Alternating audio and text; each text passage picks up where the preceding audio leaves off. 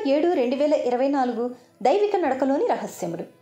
యెహోవా, నీవు లేచి నీ దేశము నుండియు నీ బంధువుల యొద్ద నుండియు నీ తండ్రి ఇంట నుండియు బయలుదేరి నేను నీకు చూపించు దేశమునకు వెళ్ళుము.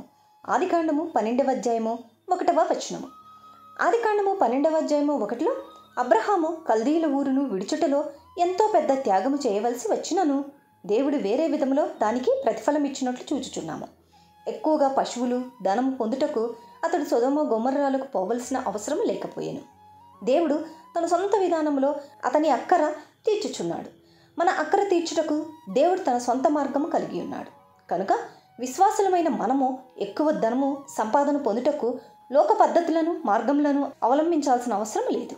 లోతు అతనిని విడిచిపోయిన పిమ్మట దేవుడు అబ్రహామునకు ప్రత్యక్షమైనట్లు 13:14 చెప్పబడింది.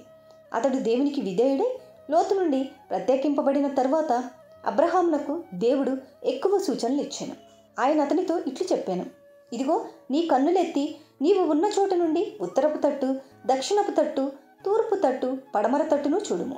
ఎందుకనగా నీవు చూచుచున్న ఈ దేశమంతటిని నీకును నీ సంతానమునకును సదాకాలం ఇచ్చేదనని 14-15 వ్రాయబడి ఉన్నది.